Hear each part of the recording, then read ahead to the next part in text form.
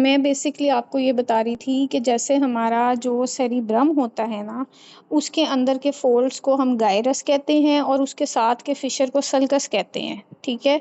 उसी तरीके से जो हमारा सेरिबेलम होता है ना, उसके अंदर के फोल्ड्स को हम फोलिया कहते हैं और उसके अंदर के फिशर्स को ट्रांसवर्स फिशर कहते हैं। ये बेसिकली आपके लिए कॉन्सेप्ट पॉइंट ऑफ व्यू से ज़रूरी है कि अगर आपको पेपर में ये वर्ड्स आएँ तो आपको पता हो कि ये वर्ड्स होते क्या हैं, ठीक है। एज सच इनकी डेफिनेशन एमसीक्यूज में नहीं आती, बहुत रेयरली आती है। यहाँ तक हमने एनाटॉमी कर ली है हमारे सेरिबेलम की, ठीक है। किसी को इस इधर तक कोई कंफ्यूजन है या कोई क्वेश्चन है?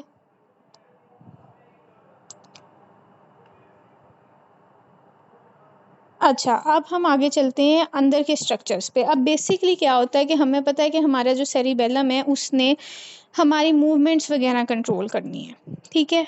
मूवमेंट, पोस्चर, ये सारा कुछ कंट्रोल करना है। ये वो कैसे करता है? ये वो ऐसे करता है कि उसके अंदर होते हैं न्यूक्लियाई। ये न्यूक्लियाई सिग्नल्स ट्रांसमिट भी करते हैं और रिसीव भी करते हैं। 4 मेन न्यूक्लियाई होते हैं सेरिबेलम के अंदर, जिनका नेम आपके पेपर के लिए इम्पॉर्टेंट है। इनका नाम आपने याद करना है, ठीक है। ये 4 मेन न्यूक्लियाई होते हैं, जिसमें से जो सबसे बड़ा वाला न्यूक्लियाई होता है ना, वो होता है डेंटेट। डेंटेट लार्जेस्ट न्यूक्लियस होता है जो कि आपकी वॉलंटरी मूवमेंट, कॉग्निशन और सेंसरी फंक्शन को कंट्रोल करता है, ठीक है। एक तो ये डेंटेट का फंक्शन याद होना चाहिए, दूसरा ये पता होना चाहिए कि सबसे ज़्यादा मीडियल, अगर आप हम देखें ना, जो पिछला डायग्राम था उसमें हमने इस तरह करके सेरिबेलम देखा था, ठीक है। तो अगर इमेजिन करें कि यहाँ पे अब वर्मिस है और इस तरफ को आपके ये न्यूक्लियाई हैं, तो सबसे मीडियल साइड पे फेस्टिजियल न्यूक्लियस होता है। ये 2 एमसीक्यूज आते हैं।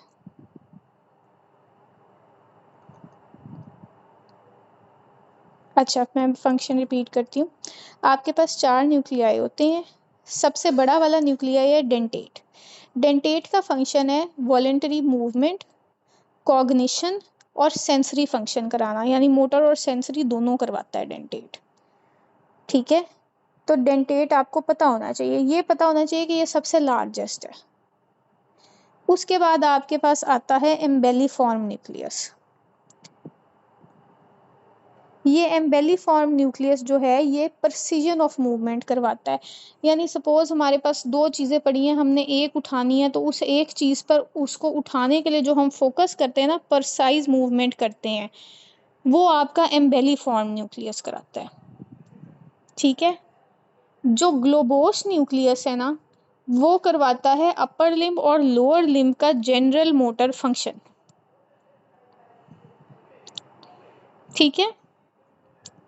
उसके बाद आपके पास आता है फेस्टिजियल न्यूक्लियस। फेस्टिजियल न्यूक्लियस का अक्सर एक एमसीक्यू आ जाता है कि सबसे मीडियल कौन सा न्यूक्लियस लोकेटेड होता है, तो मोस्ट मीडियल आपके पास फेस्टिजियल न्यूक्लियस होता है, ठीक है। फेस्टिजियल न्यूक्लियस हमारा मोटर फंक्शन कंट्रोल करवाता है और बैलेंस करवाता है। मैं रिपीट करती हूँ, डेंटेट सेंसरी मोटर दोनों करवाएगा, एम्बेलिफॉर्म प्रिसाइज मूवमेंट करवाएगा, ग्लोबोस अपर और लोअर लिम्ब की मूवमेंट करवाएगा और फेस्टिजियल खाली मोटर मूवमेंट और बैलेंस करवाएगा।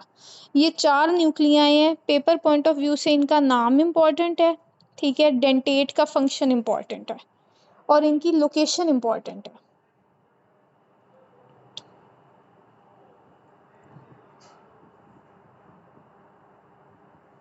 यहाँ तक भी किसी को कोई कंफ्यूजन तो नहीं है?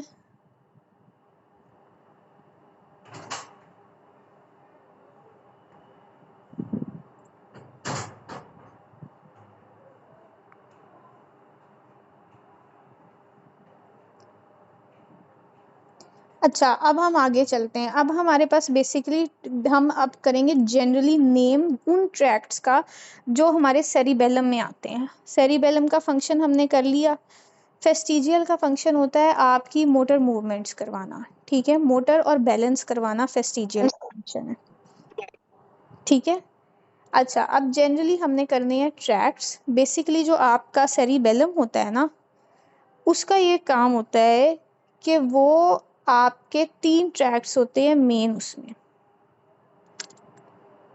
एक होता है स्पाइनोसेरिबेलर, ठीक है, एक होता है वेस्टिबुलो सेरिबेलर और एक होता है पोंटो सेरिबेलर। ये 3 मेन ट्रैक्ट्स होते हैं जो हमारे सेरिबेलम में जाके रन करते हैं। ठीक है, यहाँ तक किसी को कोई कंफ्यूजन तो नहीं है। डेंटेट का बेसिकली ये फंक्शन है कि डेंटेट आपके मोटर और सेंसरी दोनों इम्पल्सेस लेकर के जाता है। ठीक है, ये डेंटेट का फंक्शन है। डेंटेट मोटर सेंसरी दोनों करेगा, एम्बेलिफॉर्म प्रिसाइज मूवमेंट्स करेगा, ग्लोबोस अपर लोअर लिम्ब की करेगा, और फेस्टिजियल जो है ना वो आपकी मोटर और बैलेंस को कंट्रोल करेगा। ठीक है, फेस्टिजियल मोटर और बैलेंस को कंट्रोल करेगा। उसके बाद हमने ट्रैक्ट्स के जस्ट नाम किए, स्पाइनोसेरिबेलर, वेस्टिबुलोसेरिबेलर और पोंटोसेरिबेलर। ये वो ट्रैक्ट्स हैं जो एंड करते हैं सेरिबेलम के अंदर। अब हम बात करते हैं फाइबर्स की। बेसिकली ये जो ट्रैक्ट्स हैं ये इंफॉर्मेशन रिसीव करते हैं। ठीक है, ये इंफॉर्मेशन कैसे रिसीव करेंगे? इनके पास आते हैं नर्व फाइबर्स। तो ब्रॉडली हमने 2 तरीके से क्लासीफाई करते हैं नर्व फाइबर्स को। एक हमारे पास होते हैं मॉसी फाइबर्स और एक हमारे पास होते हैं क्लाइमिंग फाइबर्स। जो आपके सेरिबेलम के अंदर होते हैं ना वो होते हैं मॉसी फाइबर्स। मॉसी फाइबर्स जो हैं वो वाया ग्लूटामेट जो है वो लेकर जाते हैं एक्साइटेटरी इम्पल्स। ठीक है, जो आपके क्लाइमिंग फाइबर्स होते हैं ना वो होते हैं परकिंजी सेल्स में और वो वहाँ के एक्साइटेटरी फाइबर्स होते हैं। ये चीज़ की समझ लगी है? हमारी बॉडी में इम्पल्स लेकर जाते हैं 2 टाइप के नर्व फाइबर्स, एक क्लाइमिंग होते हैं, एक मॉसी होते हैं। जो नाम है ना वो इनका नाम इनके स्ट्रक्चरल बेसिस की वजह से है। ठीक है, जो मॉसी फाइबर्स हैं वो हैं हमारे सेरिबेलम के फाइबर्स। ठीक है, सेरिबेलम के जो मेन ट्रैक्ट के फाइबर्स हैं ना वो आपके पास है मॉसी फाइबर्स, और वो जो न्यूरोट्रांसमीटर यूज़ करते हैं उसे ग्लूटामेट कहते हैं। एक्साइटेटरी ट्रांसमीटर है ग्लूटामेट। ठीक है, जो आपके क्लाइमिंग फाइबर्स होते हैं ना वो होते हैं excitatory fibres in your Purkinje cells. ठीक है, यहाँ तक ये दोनों चीज़ें क्लियर आ गई हैं। परकिंजी जो होता है ना वो आपके पास among other parts of body भी होता है ना, तो वो ओवरऑल जो क्लाइमिंग फाइबर्स है ना वो ओवरऑल करते हैं। लेकिन जो आपके मेन ट्रैक्ट्स है ना स्पाइनोसेरिबेलर और वेस्टिबुलोसेरिबेलर, इनका जो फाइबर्स है ना दे आर मॉसी फाइबर्स। ठीक है, जो आपके क्लाइमिंग फाइबर्स है ना वो आपके ओलिवोसेरिबेलर ट्रैक्ट में भी होते हैं। ये वाला जो होता है ये आपके सेरिबेलर कॉर्टेक्स में भी होता है, मेडुला में भी होता है।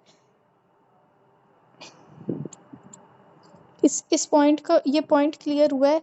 स्पेसिफिकली जो fibres main tracts of cerebellum में जाते हैं ना वो हैं मॉसी फाइबर्स, और जो क्लाइमिंग फाइबर्स हैं वो ओवरऑल आपके सेरिबेलम में भी जाते हैं और मेड्यूला में भी जाते हैं, दोनों जगह जाते हैं।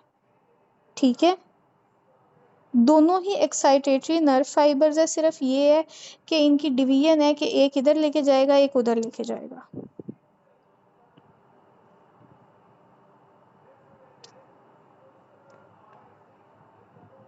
यहाँ तक हमने हमारा जो सेरिबेलम है ना वो कर लिया है।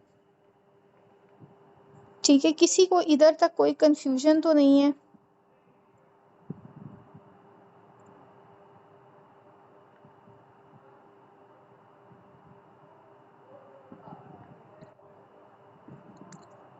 अच्छा, अब सेरिबेलम के बाद आपके पास जो नेक्स्ट स्ट्रक्चर आता है ना वो आता है आपका पोन्स। ठीक है, पोन्स बेसिकली क्या है? Pons is a part of the brain stem which connects the brain to the spinal cord. इसका मेन फंक्शन है कि इसने बस सिग्नल्स रिले करने हैं। ठीक है, ब्रेन से स्पाइनल कॉर्ड और स्पाइनल कॉर्ड से ब्रेन तक जो चीज़ सिग्नल्स लेके जाती है ना आपकी वो आपका पोन्स है। ठीक है, अब इस पोन्स में ना जो मेन चीज़ है कि इसके जो न्यूक्लियाई होते हैं ना वो होते हैं आपके क्रेनियल नर्व के न्यूक्लियाई।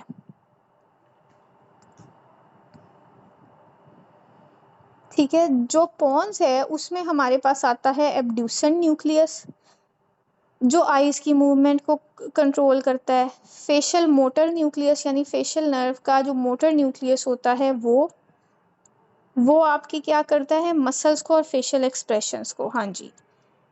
ट्राइजेमिनल न्यूक्लियस, ठीक है, ये क्या करता है कि ये बेसिकली जो हमारा पाथवे होता है ना अपर सर्वाइकल स्पाइनल लेवल्स का, उसको कनेक्ट करता है to the brain. Superior vestibular nucleus, जो कि हेड पोस्चर और बॉडी पोस्चर को मेंटेन करता है। ठीक है, ये 4 न्यूक्लियाई होते हैं जो आपकी पॉन्स के अंदर होते हैं, और पॉन्स इनकी इंफॉर्मेशन को रिले करता है हमारी ब्रेन तक। इनके सिर्फ आपको मैं यहाँ पे नाम बता रही हूँ ताकि एक कॉन्सेप्ट बिल्डिंग हो। जब हम इनको आगे इनकी नर्व्स के साथ और ट्रैक्स के साथ करेंगे तो आपको ये ना हो कि ये आ कहाँ से रहे हैं और ये होते कहाँ पे हैं। ठीक है, यहाँ तक किसी को पॉन्स में कोई क्वेश्चन तो नहीं है। पॉन्स का बेसिक फंक्शन ये है कि ये एक रिले सेंटर है आपकी बॉडी के अंदर। रिले सेंटर कैसे है कि इसमें क्रेनियल नर्व के न्यूक्लियाई होते हैं, उन क्रेनियल नर्व के जो फंक्शन होते हैं वो उसको रिले करता है।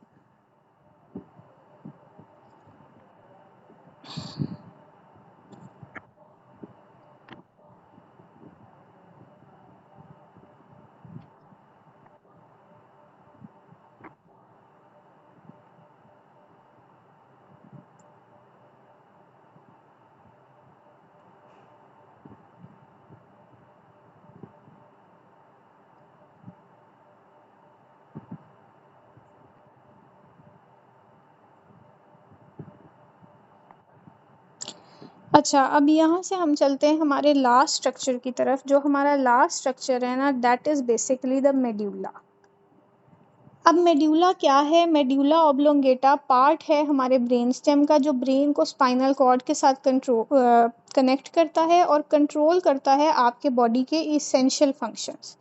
इसमें क्या आ जाता है? इसमें बेसिकली बॉडी की ब्रीदिंग रेट आती है, हार्ट रेट आती है, ब्लड प्रेशर आता है, स्वॉलोइंग आता है। यानी आपका जो मेड्यूला है ना, इसके अंदर हमारे ये सारे सेंटर्स होते हैं। जब हमने स्पेसिफिकली ये सिस्टम्स पढ़े थे ना, हमने लंग्स का पढ़ा था, हमने हार्ट का पढ़ा था, तो हमने पढ़ा था कि हमारी बॉडी में ना हर चीज़ का एक सेंटर होता है। ठीक है, तो जो आपका मेड्यूला होता है ना, वो आपका वेजोमोटर सेंटर भी होता है, रेस्पिरेटरी सेंटर भी होता है, स्वॉलोइंग सेंटर भी होता है, कफिंग और वॉमिटिंग का सेंटर भी होता है। ठीक है, ये आपके पेपर पॉइंट ऑफ व्यू से इम्पॉर्टेंट है कि आपको पता होना चाहिए कि मेड्यूला में हमारे कौन कौन से सेंटर्स होते हैं। ठीक है, यहाँ तक सबको समझ आई है? हमारा जो रेस्पिरेटरी सेंटर है, स्वॉलोइंग सेंटर है, वॉमिटिंग और कफिंग का सेंटर है ना, ये हमारे मेड्यूला के अंदर होता है। मेड्यूला का मेन फंक्शन क्या होता है? इन्हीं चीज़ों को कंट्रोल करना इसका फंक्शन होता है। ये क्या करता है? ये सेंसरी या मोटर इन्फॉर्मेशन लेता है, उसको प्रोसेस करता है और अकॉर्डिंगली अपने इन सेंटर्स को जाके स्टिमुलेशन देता है।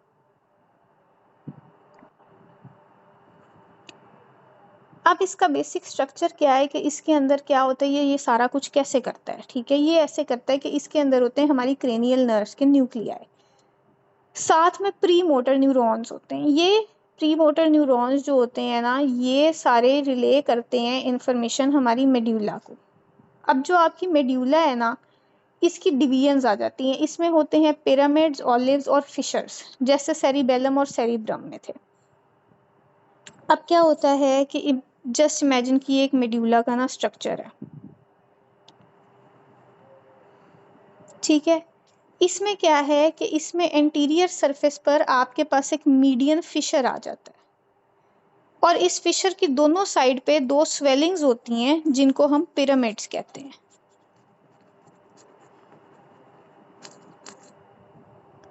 ठीक है, ये जो पिरामिड्स होते हैं ना, ये रिले करते हैं इंफॉर्मेशन हमारे ब्रेन को और आगे से जो हमारी बॉडी है उसको। ये इनका फंक्शन है। अब इन पिरामिड्स के पोस्टीरियर साइड पर ना आपके पास एक और स्ट्रक्चर होता है जिसको हम कहते हैं ऑलिव्स। ये ऑलिव्स जो होते हैं ना, ये राउंड बॉडीज होती हैं जिनके अंदर होते हैं ओलिवरी न्यूक्लियाई। ठीक है, ये ओलिवरी न्यूक्लियाई क्या करते हैं कि ये ओलिवरी न्यूक्लियाई एक पाथवे बनाते हैं आपका, which is called the olivocerebellar tract. ये ओलिवोसेरिबेलर ट्रैक्ट जो होता है ना, ये क्या करता है कि ये हमारे मेड्यूला से सेरिबेलम तक इंफॉर्मेशन लेकर जाता है। यहाँ तक सबको समझ आ गई? हमने मीडियन फिशर किया है, हमने पिरामिड्स किए हैं, हमने ऑलिव्स किए हैं।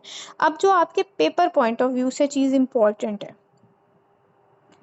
वो ये है कि इन ऑलिव्स के पीछे और एक स्ट्रक्चर होता है जिसको हम कहते हैं ग्रेसाइल और क्यूनिएट ट्यूबरकल्स। यानी यहाँ पर आपके पास ये जो ऊपर पिरामिड्स थे, पिरामिड्स के पीछे आपके पास ऑलिव्स थे, ऑलिव्स के पीछे अब आपके पास आ जाते हैं दो ट्यूबरकल।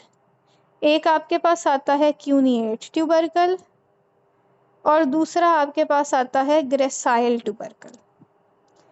इसके अंदर होते हैं फेसिकुलस, फेसिकुलस होते हैं बंडल्स नर्व्स के, ठीक है।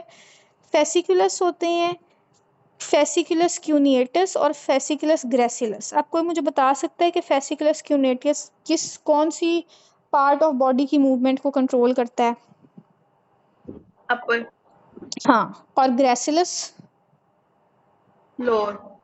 हाँ जी, ये आपके पेपर का सवाल है, ठीक है। अगर आप मेड्यूला में से ओवरऑल पूछे ना कि किस स्ट्रक्चर को फोकस करना है, तो आपको ये पता होना चाहिए कि ये जो फेसिकुलस है ना, ग्रेसिलस और क्यूनिएटस, ये हमारे मेड्यूला के अंदर होते हैं और क्यूनिएटस अपर लिम्ब का होता है, ग्रेसिलस लोअर लिम्ब का होता है। ये अक्सर पेपर में सवाल आ जाता होता है। यहाँ तक सबको क्लियर है?